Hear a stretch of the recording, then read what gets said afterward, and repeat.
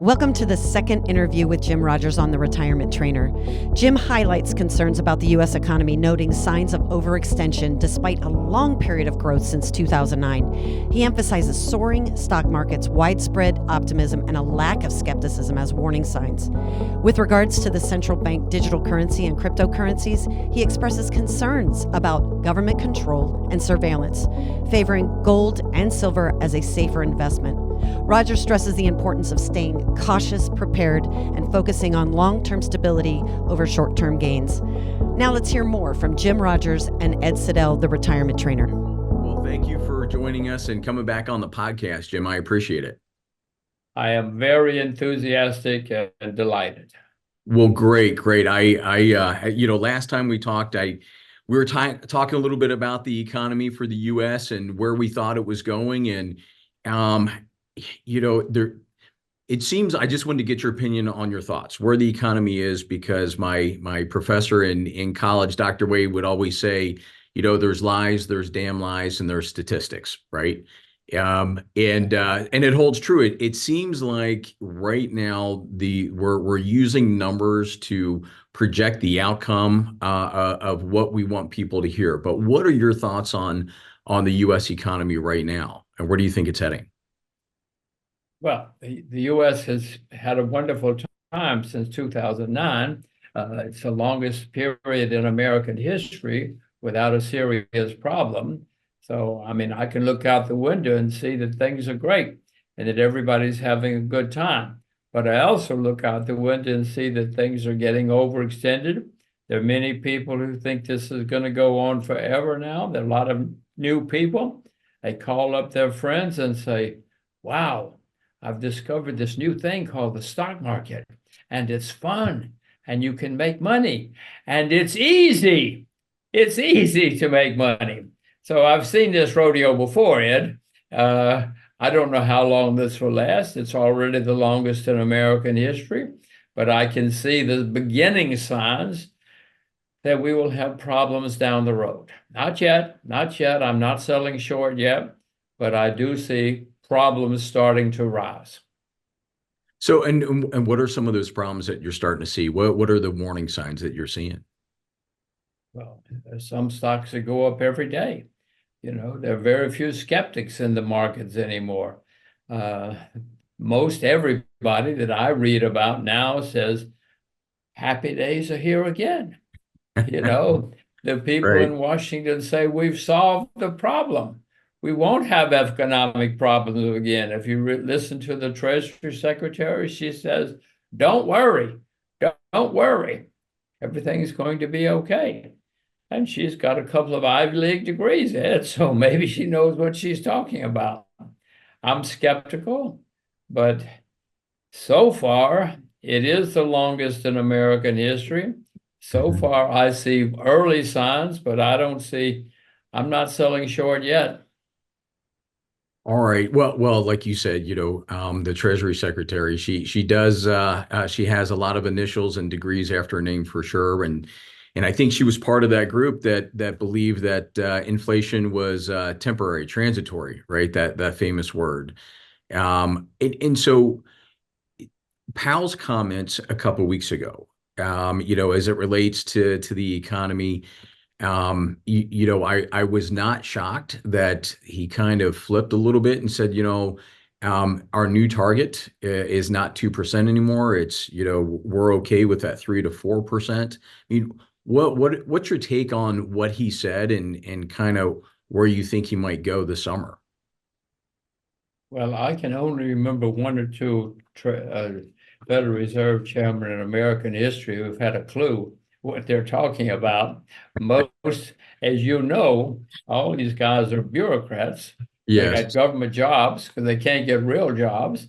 And so most of them have not been very insightful or successful. We've had a couple, but not many. So I don't pay too much attention. I have to pay attention to know what they're saying, but I don't take it to heart because few of them have understood the real economy or the real world. I've told you my view of the real world. I think I can see that we've had a very long period of no problems. the longest in American history. As I say, maybe it's going to go on forever. Never has. Well, I would tend to agree with you on that for sure. I think with Powell, he's contradicted himself a couple times, obviously with the transitory inflation and the recession, because he actually made a comment in 2022 during an interview if the yield curve is inverted, the short term, right, for 18 months or more, that proves that's a recession. And he has since said that we're not in a recession. I mean, we keep hearing soft landing, no landing, hard landing, with what we're seeing now from inflation, the companies, the layoffs. I mean, where do you think we stand? Do you think we're in a recession, on the verge of recession? I mean, what are your thoughts? Well, whatever he says, I think the opposite. So you pay closer attention to him than I do. But no, I don't see a recession. I mean, I look out the window, I don't see a recession yet.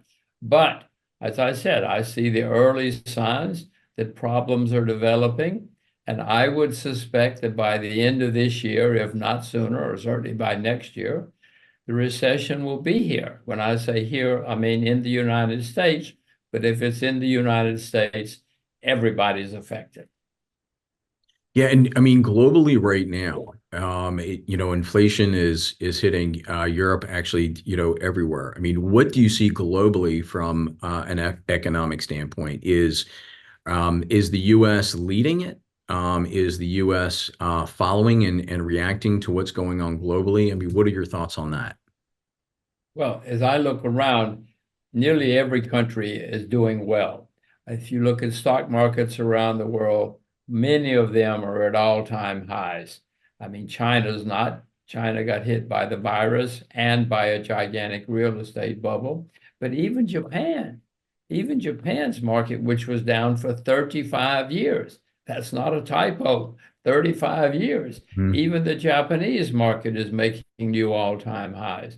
So the whole world is having a very good time. But Ed, I'm old enough to know that when everybody's having a good time, somebody ought to leave the party. Somebody better get home soon. So I don't know what will cause it. We have a couple of wars. They haven't ended it yet, but maybe there'll be a worse war. I don't know. What I suspect will happen is that inflation will continue to rise, and that will lead eventually to higher interest rates, which will lead to stock market problems and economic problems. I don't see it yet, but I see the signs. How about as far as debt, a debt bubble? I mean, the U.S. has gone from the largest creditor nation to the largest debtor nation in history. We've got consumer debt at an all-time high, corporate debt, all these things, and I've been calling it a debt bubble. Does that bring concern to you, now and in the future? Well, Ed, you are exactly right. The U.S. is now the largest debtor nation in the history of the world. Never in world history has a country been so deep in debt as the U.S. at all levels, but especially at the government level. It's unprecedented what's happening. And in Washington, they keep borrowing more. Every day they say we should borrow some more money and spend some more money. Of course, it concerns me. I know what has happened throughout the history of the world. When countries get in this kind of situation, it's always led to problems eventually. And as you know, when you're in debt, somebody has to pay the debt, or worse, they default. And I doubt if the U.S. is going to default in 2024, but I can certainly see that happening eventually. In what is this, 2024? In 1924, the UK was the largest, richest economy in the world. There was no number two. 1924. 50 years later, the UK was bankrupt. The IMF had to fly into London bail them out. They couldn't pay their bills. And this happened in 50 years. The largest and wealthiest country in the world went from top of the dog to bankrupt. It's happened before. I certainly don't see the U.S. going bankrupt this year or in the next 2 or 3 or 4 years. But I know these things have happened in the past. And Ed, as you point out, I mean, we have staggering debt in the U.S. No country in world history has ever been this deeply in debt. Now, in Washington, they say, oh, don't worry.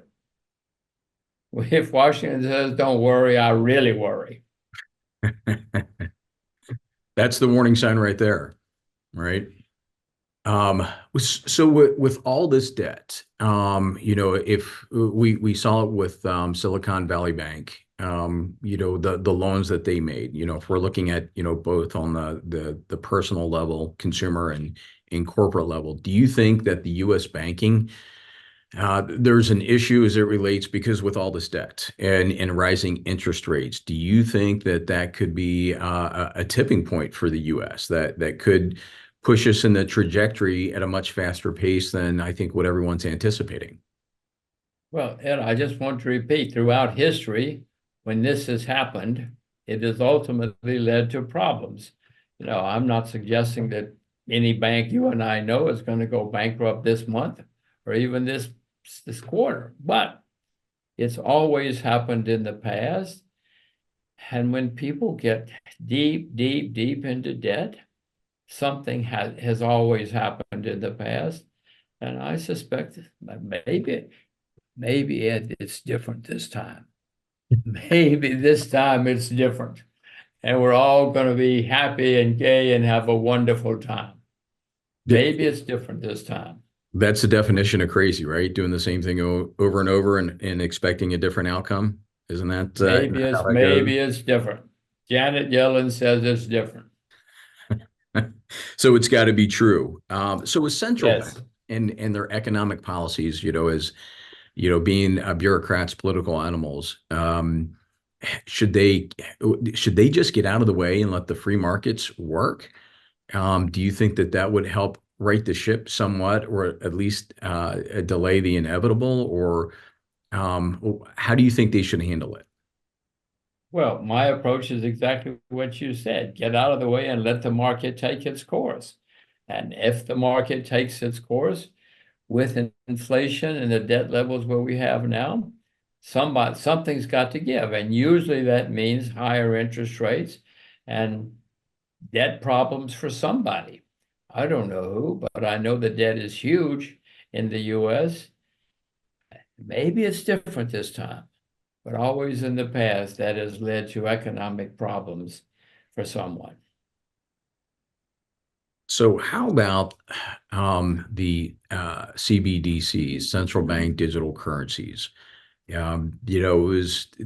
There's been talk that we're going to start seeing it, in 5 to 6 years, but there was a report that, we're going to start one of the central banks, they're going to release a digital currency here in the next, 8 to 12 months. I mean, what do you think of CBDC? How that's going to affect the economy, not just in the US, but globally, and the impact that that's going to have? Well, most governments around the world are working on digital money now. They love it. It's cheaper for them. It's easier to control. They will know everything about you, Ed. They will call you up one day and say, Ed, you've had too much coffee this month. Stop drinking so much. They love it because they will know every single thing you and everybody else does. I, on the other hand, of course, think that's bad for me, for you, and for the whole world. But they love it, and it's going to happen because it is cheaper and easier for them. And as I say, it gives them complete control of everything we do. Now, eventually, of course, it leads to excesses, always has anyway. And as the debt gets higher and higher, somebody historically always runs into trouble. And as we keep building up cheaper and cheaper and more convenient debt, Well, it's always led to problems in the past. Janet Yellen says, don't worry, I worry. Absolutely. So do you think with the digital currency, do you think that there is a possibility or more of a probability of this social credit scoring, kind of like what we're seeing in China? Do you think that that's going to evolve globally as well? As the governments, like you said, they're going to say, "Oh my gosh, too much coffee, Ed. You've been to Starbucks one too many times, and obviously you're buying too much gas and you're taking too many trips. So we're going to curtail that." Do you foresee that coming down the road as well? Well, absolutely. It's what the people in government don't think like you and most people think. They want to have control. They want to know everything so that they control. But I do not think, Ed, that if someday Washington says, okay, this is money now. This Yeah. this is the new money on the computer. But I don't think Washington's going to say, but if you want to use that money, you can use that money over there. We don't mind if you use other people's money. That's not the way governments think. They want control, they want regulation, and we're going to see more and more control as we evolve more into digital money, call it what you will. Do you think that'll evolve into a secondary market or economy, going back to barter and those that do have cash on hand and or gold or silver? I mean, or do you see that evolving at all, just to counteract and have a little bit of freedom for Americans as well as the rest of the population globally? Well, if and when things get really, really, really bad and we start having bankruptcies, yes, of course, that's the way people will evolve. I mean, human beings are smart enough to know they've got to survive and they will figure out a way to survive. But that's not around the corner. Don't worry. You don't have a program for next month about about that evolution yet. It's coming, but not that quickly. Well, that's good. All right. Not that it's coming, but it's at least it's not around the corner yet.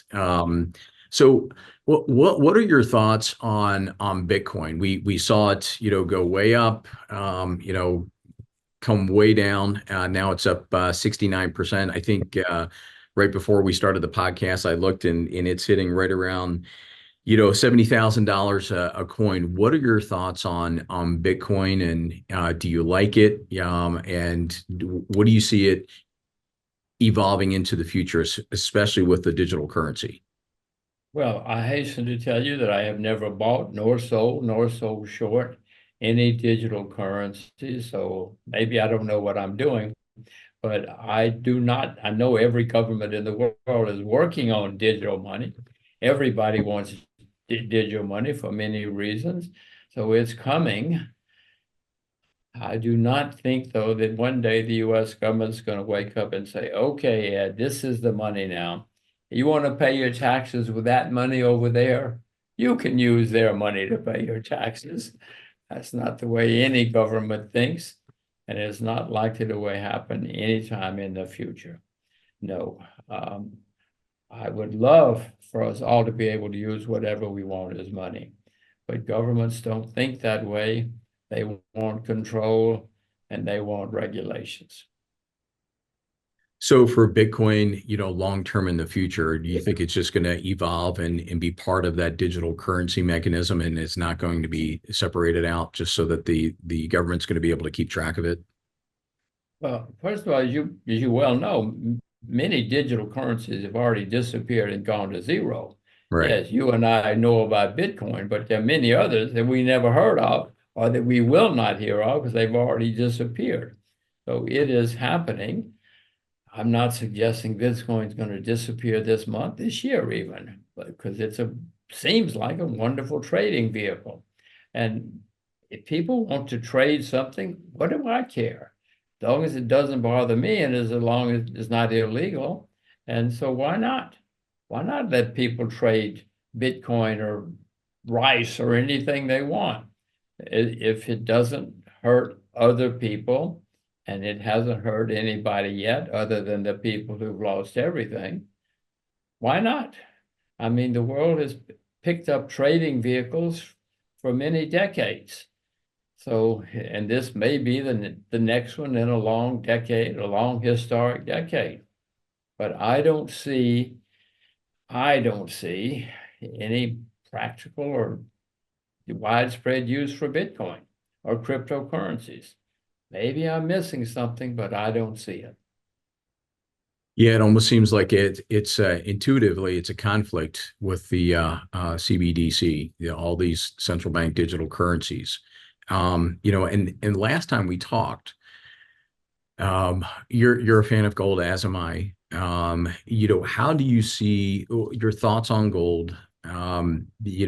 Especially with digital currencies. What do you think the future is going to be with gold, and do you still like it with where you see the evolution of the digital currency?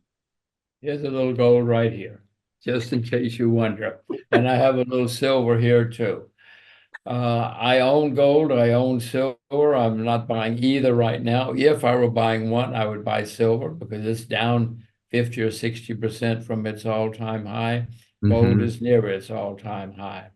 Uh, I'm not buying either at the moment. I do know that for hundreds of or for thousands of years, when the problems have come up, I'm an old peasant, and all of us old peasants know when there are problems, we want some gold under the bed. We want some silver in the closet. So it's always happened that way. Maybe this time we're all going to want Bitcoin in the closet or cryptocurrencies under the bed. I'm skeptical that the world has changed that much after a few thousand years. So I own gold and I own silver, but I own them in case of a disaster. Mm-hmm. Um, I'm a fan of commodities, the harder assets, like gold, silver, real estate, other commodities as well. And I know last time we talked, you were then, are you still a fan of commodities, from an investment standpoint? Well, I mean, commodities have been around for a long, long time, Ed, and commodities are the largest or one of the largest markets in the world. Not each commodity, but as a class, there's always been a market and a need for commodities. We all need some rice. We all need some cotton. We all need some natural gas. We need some oil. And in my view, we always will. So there will be markets. But at times, commodities have big bear markets. At times, commodities have huge bull markets.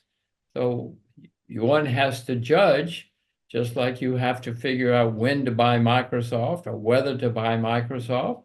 You also have to figure out whether to buy crude oil or when to buy crude oil. Or coffee, right? Or coffee. The world's not going to stop using crude oil or coffee this week. Don't worry.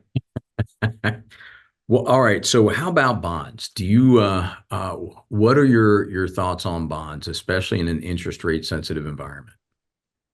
Well, I don't own bonds and I'm not short bonds, either one right now. I would suspect that if the economy continues to evolve and if inflation comes back, bonds will be a very good short at some point. But at the moment, I have absolutely no position, long or short, in bonds. And I know you touched on this just a little while ago, with regards to the markets. You've got certain stocks that continue to go up daily, and significantly. Um, your concerns between now and the election, do you think, politically there's any propping up of the markets? Is that a concern for you between now and the election or after the election, or are you just looking at it from a big picture standpoint? Washington knows there's an election coming. You and I are not the only ones who know that. We will have an election in the US in November. If we don't, we have really, really serious problems. So There's bigger issues. I certainly hope we have an election in the U.S. this November. I don't know which of these two guys will win. I do know that historically, whoever's in the lead this early usually does not win historically, but who knows what will happen. You know who's running as well as I do. Mr. Trump seems to be in the lead, and unless he does something foolish or something strange happens, the polls say he's going to win. But as I say, historically, the people in the lead at this early usually do not win. I'm not suggesting Mr. Biden will win. I'm just telling you what has always happened in the past. I will vote. I've always voted, but Ed, I will tell you one of the things I'm very proud of. I have never voted for a winner. And if you look back over the people who won elections in the last 60 or 70 years, you might say, oh, he knows what he's doing. He never voted for those guys. All right. So if you were 20, 25 years younger, what would you be doing now with it from an investment standpoint? Would you be doing anything different than what you're currently doing now? No, I don't think so. My experience is the best way to protect yourself is to make money. And as long as you're making money, even if the world comes to an end, you will probably come through and survive, and your family will too. So I never change my view just because I'm optimistic or pessimistic. I try to base it on the world and on the markets. So I don't know anything that I mean, if nuclear war breaks out tomorrow, of course I'll change my views. Right. But I don't see any reason to change at the moment. I expect that the markets are okay now. I expect that to continue for a while. The only market that's down is the Chinese market. I own some Chinese shares. I would love to buy some more if I could find something good. But other than the Chinese market, well, Uzbekistan is down, and I have bought some Uzbek shares recently. But most markets, Ed, around the world are doing very well.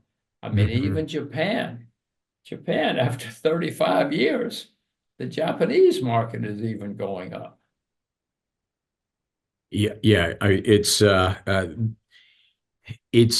not hard to make money in the market these days. That is for sure. That is for sure. The hard part is when things turn around, right? Keeping what you made. All right. So with your daughter, your kids, what would you tell them to do if you were young, starting out? How would you tell them to invest, and where would you tell them to put their money?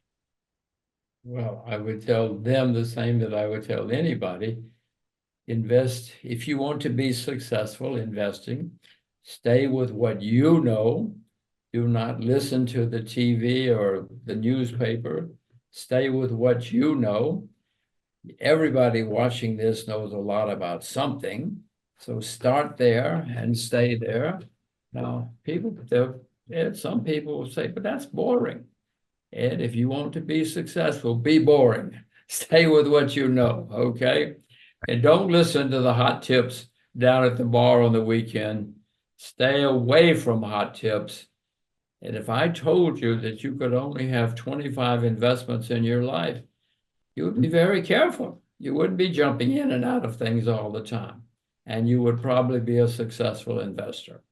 Boring, maybe, but successful.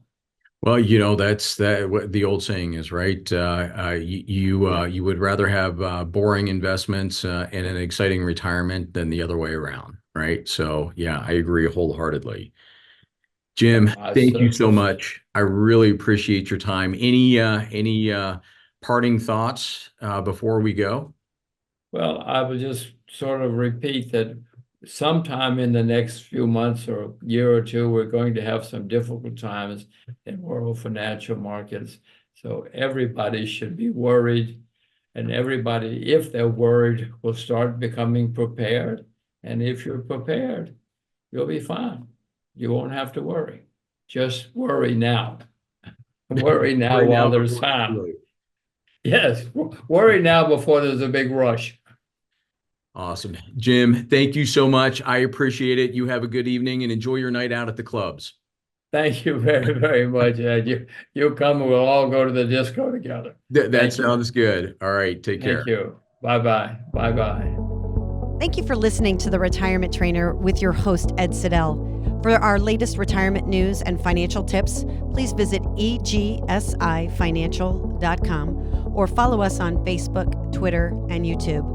Thank you for listening to our podcast. We look forward to having you back for our next episode, where we will continue to explore the world of retirement. Until then, please remember to click, like, and subscribe. See you next episode.